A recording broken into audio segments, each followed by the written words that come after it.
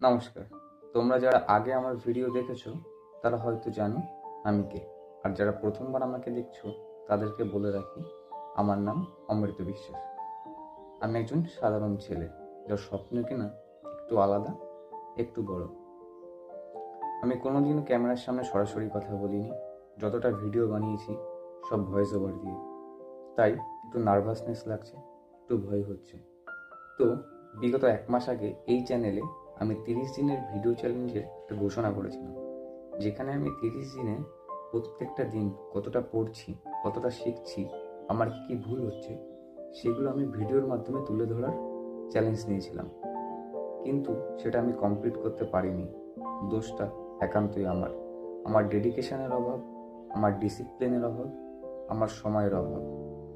তাই বিগত 10 দিন ধরে আমি কোনো ভিডিও আপলোড করিনি চ্যানেলে।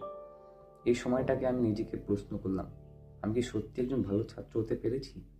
আমি কি সত্যি একজন ভালো সন্তান হতে পেরেছি?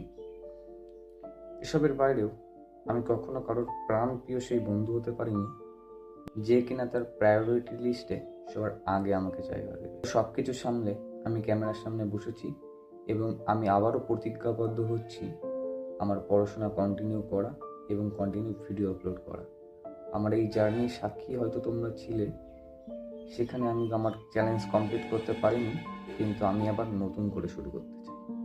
সাথে থাকবে তো?